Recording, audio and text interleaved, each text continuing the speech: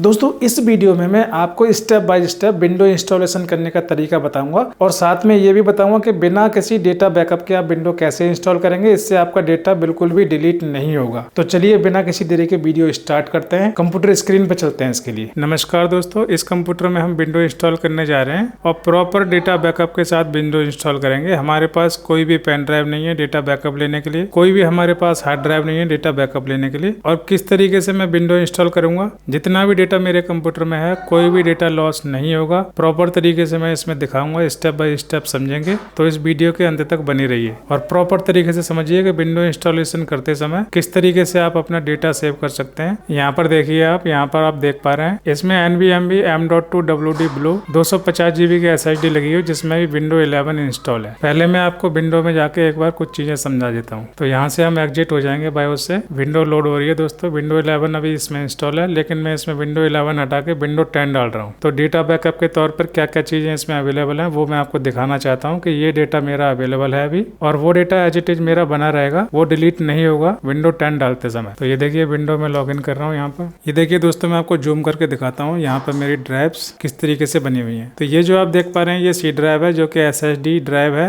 यानी 250 GB की C drive है। और ये D ड्राइव है, ये E ड्राइव है। D ड्राइव और E ड्राइव, ये दोनों ड्राइव दोस्तों अलग से एक हार्ड डिस्क लगी हुई है मेरे इस कंप्यूटर में। 1 TB की हार्ड ड्राइव लगी हुई है। तो उसमें ये 2 पार्टीशन मैंने बनाए हुए हैं। इन पार्टीशन के डेटा बैकअप से हमें कोई मतलब नहीं है। इन पार्टीशन के अंदर जो भी डेटा है वो तो अलग है ही हमारा। हम विंडो सिर्फ C ड्राइव में इंस्टॉल करेंगे। तो C ड्राइव में जो हमारा डेटा है वो एज इट इज बना रहेगा। C ड्राइव का डेटा देखिए कौन सा होता है। एक तो डॉक्यूमेंट में होता है दोस्तों। डॉक्यूमेंट में हमारा न्यू फोल्डर के नाम से एक फोल्डर बना हुआ है। मैं यहाँ पर आपको दिखाने के लिए एक और बना देता हूँ। यहाँ पे मैंने मान लीजिए एक नोटपैड मैंने बना दिया आपके सामने। इसका नाम दे देता हूँ मैं गिरीश। इसका नाम दे दिया मैंने। अब मेरे 2 डॉक्यूमेंट हो गए, एक तो ये डॉक्यूमेंट है, एक ये डॉक्यूमेंट। और डाउनलोड में देखिए दोस्तों, मेरे पास ये एक फोटो पड़ी हुई है। डाउनलोड के अंदर ये फोटो पड़ी हुई है, ये आप देख पा रहे हैं दोस्तों। जो भी डेटा हमारा होता है वो यूजर्स के अंदर होता है। तो यूजर में जाएंगे और यहाँ पे ये यूजर है हमारे इस कंप्यूटर में। यहाँ पे हम डेटा चेक कर लेंगे। सारा डेटा यहाँ पर अवेलेबल होता है, जैसे कि मैं चेक कर पा रहा हूँ। यहाँ पे वीडियो अवेलेबल है, यहाँ पे आप देख पा रहे हैं सारी स्क्रीन रिकॉर्डिंग है। तो मान लीजिए मैंने आपको ये वीडियो वाला फोल्डर दिखा दिया, बाकी डाउनलोड दिखा दिया, डॉक्यूमेंट दिखा दिया, ये मेरा डेटा है अवेलेबल। इसी तरह से हो सकता है कि बहुत सारा डेटा मेरा सेव है डॉक्यूमेंट में, डाउनलोड में, या फिर C ड्राइव में मैंने बहुत सारे फोल्डर बनाए हुए हैं, वहां पर डेटा सेव कर रखा है। या फिर यूजर्स के अंदर जो यूजर है, जैसे मैं बता रहा हूँ उस तरीके से अगर आप विंडो इंस्टॉल करेंगे तो ये डेटा आपका डिलीट नहीं होगा। तो चलिए समझते हैं, विंडो इंस्टॉल करना स्टार्ट करते हैं। तो कंप्यूटर में रीस्टार्ट कर रहा हूँ दोस्तों, और पेन ड्राइव से बूट कराऊंगा कंप्यूटर। दोस्तों पेन ड्राइव से लैपटॉप या कंप्यूटर बूट कराने के लिए अलग अलग बूट कीज हो सकती हैं। तो आप अपने लैपटॉप के हिसाब से ऑनलाइन भी सर्च कर सकते हैं कि आपके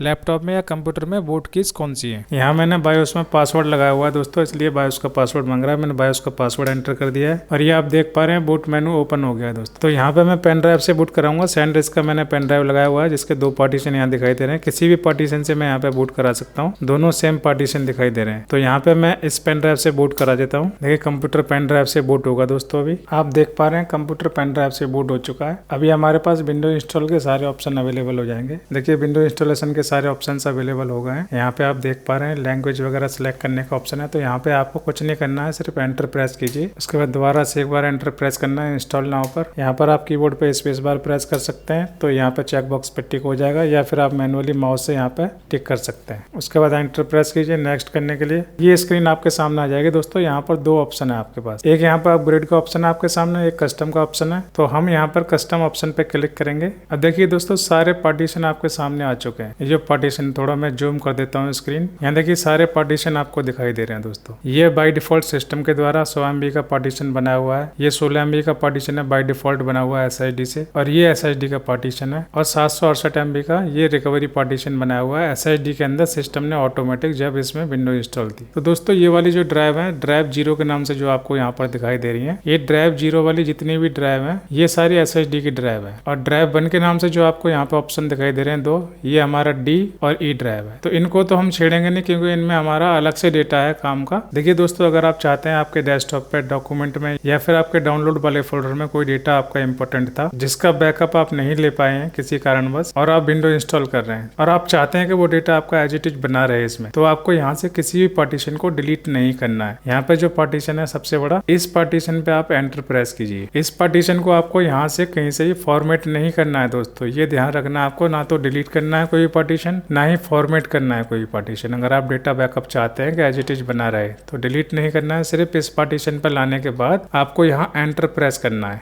अब आपके पास ये जो ऑप्शन अवेलेबल हो रहे हैं दोस्तों, यहाँ पे देखिए, ध्यान से पढ़िए, यहाँ लिखा हुआ है if the partition you have chosen contents file from your previous window installation, these files and folder will be move to a folder named window old. यहाँ कह रहा है अगर आपको कोई भी डेटा पहले वाली विंडो में अवेलेबल है तो उसका एक सी ड्राइव में पार्टीशन बन जाएगा जिसका नाम होगा विंडोज ओल्ड, उसमें से आप डेटा बैकअप अपना निकाल सकते हैं। तो इसी ऑप्शन से हमें यहाँ विंडो इंस्टॉल करनी है, यहाँ पर हमें ओके प्रेस करना है। अब विंडो इंस्टॉल होना आपका चालू हो गई है दोस्त। कंप्लीट विंडो इंस्टॉलेशन के बाद मैं आपको दिखाता हूँ कि वो फोल्डर कौन सा है जहाँ पे आपका डेटा बैकअप आपको मिलेगा। जो डेटा मैंने आपको दिखाया था वो सारा डेटा मैं आपको दिखाऊंगा अभी। इस वीडियो को पूरा देखिए और बहुत सारी चीजें हैं जो आपको इस वीडियो में समझना बाकी है दोस्त। जैसे कि दोस्तों आपके मन में एक सवाल आ रहा होगा कि अगर सी ड्राइव में पुरानी विंडो का एक फोल्डर बन जाएगा तो उससे तो हमारी सी ड्राइव फुल हो जाएगी, तो उसको कैसे सॉर्ट आउट करना है ये भी इस वीडियो में समझेंगे। इस वीडियो में अंत तक बने रहिए, और भी बहुत सारी चीजें हैं जो इस वीडियो में समझना बाकी है दोस्तों अगर वीडियो अच्छी लग रही है तो वीडियो को लाइक कर सकते हैं, और चैनल पर अगर पहली बार आए हैं तो चैनल को सब्सक्राइब कर सकते हैं। देखिए दोस्तों 95% विंडो इंस्टॉलेशन कंप्लीट हो चुका है। देखिए अब रीस्टार्ट का ऑप्शन मांग रहा है, यहाँ से मैं रीस्टार्ट कर देता हूँ इसको। ये स्क्रीन आएगी दोस्तों, इस स्क्रीन पे आपको कुछ नहीं करना है, सिर्फ एंटर प्रेस करना है। यहाँ पे भी कुछ नहीं करना है आपको, सिर्फ एंटर प्रेस करना है। अगर आप चाह रहे हैं तो आप इंडिया सिलेक्ट कर सकते हैं यहाँ पर और एंटर प्रेस कर दीजिए। उसके बाद यहाँ पे फिर दोबारा से एंटर कर दीजिए या फिर एस्केप क्लिक कर दीजिए।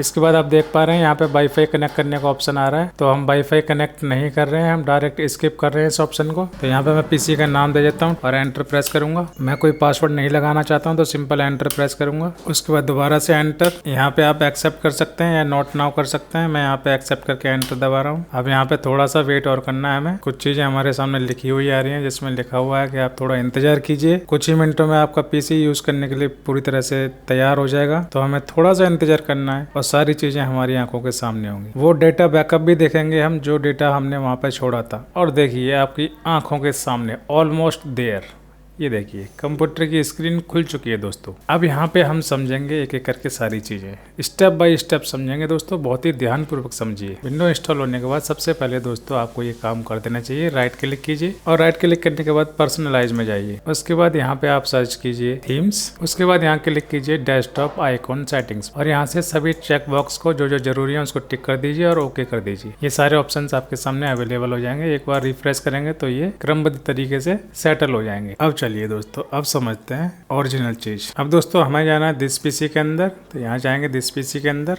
और यहाँ पर आप देख पा रहे हैं दिस पीसी के अंदर ये ड्राइव हमारे पास ओपन हो चुकी है सारी। इसको थोड़ा मैं बड़ा कर देता हूँ ताकि समझने में आसानी होगी। पेन ड्राइव को मैं डिस्कनेक्ट कर देता हूँ कंप्यूटर से। पेन ड्राइव मैंने डिस्कनेक्ट कर दिया दोस्तों।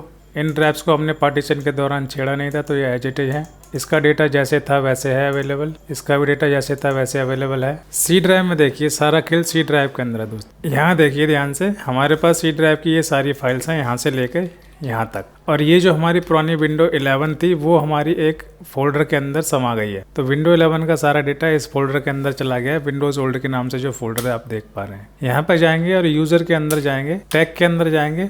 जो डेटा हमारा डाउनलोड के अंदर था वो डाउनलोड में, देखो ये फोटो हमारी डाउनलोड के अंदर थी विंडो 11 में, ये अभी भी अवेलेबल है। और देखिए मैं आपको दिखाता हूँ यहाँ डॉक्यूमेंट में हमारा कौन सा डेटा था। ग्रीस के नाम से हमने एक फोल्डर बनाया था, ये फोल्डर अवेलेबल है, इसमें कुछ डेटा नहीं था। ये न्यू फोल्डर था, इसमें हमारा कोई डेटा नहीं था, मैंने सिर्फ दिखाने के लिए फोल्डर बनाए थे। तो ये हमारे फोल्डर अवेलेबल है, यहाँ से उठा के हम चाहें तो किसी भी ड्राइव में भी रख सकते हैं। विंडो इंस्टॉल हो गई है फिर भी हम डेटा को एक्सेस कर पा रहे हैं, ये दिखाना चाह रहा हूँ। और आपका देखिए म्यूजिक वीडियोज के अंदर आएंगे तो वीडियोज के अंदर स्क्रीन रिकॉर्डिंग थी, सारी की सारी स्क्रीन रिकॉर्डिंग यहाँ अवेलेबल है दोस्तों। आप देख पा रहे हैं सारी स्क्रीन रिकॉर्डिंग अवेलेबल है यहाँ पर। तो सारा डेटा हमारा अवेलेबल हो गया है, यहाँ से हम कॉपी पेस्ट कर सकते हैं अपने डेस्कटॉप पे या फिर डाउनलोड वाले फोल्डर में, डॉक्यूमेंट वाले फोल्डर में। अब दोस्तों आप ये समझिए कि अब आपका जो सी ड्राइव का स्पेस है यहाँ पे देखिए टोटल दिखा रहा है 155 GB फ्री 232 GB का। 232 GB में से 155 GB फ्री है, तो हम यहाँ पे 155 GB जो फ्री है। अब यहाँ पे आप देखिए पुरानी विंडो कितने GB की थी हमारी, यहाँ दिखा देगा। पुरानी विंडो जो हमारी थी प्रॉपर्टीज पे जाएंगे और यहाँ पे कैलकुलेट हो रहा है स्पेस पुरानी विंडो का, कितने GB का फोल्डर था पुरानी विंडो का, वो यहाँ पे हमें अभी दिखा देगा। तो कैलकुलेट हो रहा है आपके सामने, पूरा स्पेस हमें पता चल जाएगा पुरानी विंडो कितने GB की थी। वो हमारे सी ड्राइव में फाइल्स अभी भी पड़ी हुई है। मान लीजिए आपने डेटा बैकअप इसमें से निकाल लिया है यूजर वाले फोल्डर में से, उसके बाद इस फोल्डर का यहाँ पर कोई काम नहीं है, तो आप यहाँ देख पा रहे हैं 48 GB का ये फोल्डर है। अब दोस्तों सवाल ये उठता है कि इस विंडोज ओल्ड वाले फोल्डर को हम डिलीट कैसे करेंगे। मान लीजिए आपने सारा डेटा बैकअप इसमें से निकाल लिया है, अपना जितना भी डेटा था आपने निकाल लिया, अब इसको हमें डिलीट करना है। तो हम इसको डिलीट करने के लिए कीबोर्ड पे प्रेस करेंगे, विंडो और आर बटन एक साथ प्रेस करेंगे और यहाँ पे लिखेंगे क्लीन MGR और एंटर प्रेस करना है या फिर ओके प्रेस करना है। उसके बाद आपके सामने इस तरह की विंडो अवेलेबल हो जाएगी दोस्तों। यहाँ पे आपको सी ड्राइव पे ओके करना है और नीचे जो ऑप्शन आप देख पा रहे हैं यहाँ पर क्लीन अप सिस्टम फाइल्स पे क्लिक करना है आपको। दोबारा से आपके पास ये ऑप्शन आ जाएगा सी ड्राइव सेलेक्ट करने का, दोबारा से सेलेक्ट कीजिए और ओके कर दीजिए। अब देखिए कैलकुलेट हो रहा है आपके सामने स्पेस जो हम डिलीट कर सकते हैं सी ड्राइव के अंदर से, वो सारा स्पेस कैलकुलेट हो जाएगा और आपके सामने ऑप्शंस अवेलेबल हो जाएंगे। ये सारे ऑप्शंस देख रहे हैं, तो यहाँ पे देखिए दोस्तों ये सारा डेटा आपके पास है अवेलेबल। ये देखिए 49 GB का ये प्रीवियस विंडोज इंस्टॉलेशन, ये आप देख रहे हैं फोल्डर, ये 49 GB का है। इसको हमें क्लीन करना है तो यहाँ पे टिक कर देंगे इस पर। और मैं ये आपको यही सजेस्ट करूँगा कि आप एक एक करके सभी पे टिक कर दीजिए ताकि आपकी जो विंडो है पूरी तरह से फ्रेश विंडो हो जाए और कोई भी फालतू का डेटा आपके कंप्यूटर में ना रहे। तो एक एक करके सभी चेक बॉक्स को टिक कर दीजिए और बस आपको नीचे ओके प्रेस करना है। जैसे ही आप ओके प्रेस करेंगे आपके सामने ये ऑप्शन आ जाएगा delete permanently. Yes, delete permanently. निश्चिंत रहें, इससे कोई भी आपका पर्सनल डेटा डिलीट नहीं होगा। अगर आप विंडोज ओल्ड वाले फोल्डर में से पूरा डेटा बैकअप अपना ले चुके हैं, किसी पेन ड्राइव में या फिर किसी दूसरे आपने ड्राइव में पेस्ट कर दिया है, तो आप निश्चिंत रहिए, इसको डिलीट करने से आपकी सिर्फ पुरानी विंडो जाएगी और कुछ टेम्परेरी फाइल्स वगैरह डिलीट होंगे, आपका कोई भी पर्सनल डेटा डिलीट नहीं होगा। ये मेक श्योर कर लें कि आपकी विंडोज ओल्ड वाले फोल्डर में कोई और डेटा बैकअप नहीं है, क्योंकि वो फोल्डर डिलीट हो जाएगा। अब आप यहाँ से डिलीट फाइल्स पे क्लिक कर दीजिए। थोड़ा सा समय लगेगा प्रोसेसिंग में और ये थोड़ी देर बाद आप देखेंगे धीरे धीरे करके ये पूरा डेटा डिलीट हो जाएगा यहाँ से। और आपकी विंडो जो आपने नई विंडो इंस्टॉल की है विंडो 10 परफेक्टली वर्क करेगी, कोई भी दिक्कत नहीं आने वाली है। ये देखिए दोस्तों डेटा डिलीट हो चुका है आपका। अब बैक जाएंगे और यहाँ पे देखेंगे टोटल जो डेटा स्पेस 155 GB यहाँ अवेलेबल था, वो आपका 192 GB फ्री हो गया है टोटल। ये देखिए 132 में से 192 GB फ्री है आपका। अब आपको कोई भी दिक्कत नहीं आने वाली है। अब आप देखिए यहाँ पर आप कंप्यूटर को रीस्टार्ट करिए, स्पीड देखिए NVMe की। अब आपको कंप्यूटर सिर्फ अपडेट करना है इंटरनेट चला के। दोस्तों इस वीडियो से संबंधित अगर आपका कोई सवाल है या फिर कोई डाउट है आपको, या फिर आप कोई फीडबैक देना चाहते हैं, तो आप कमेंट कर सकते हैं।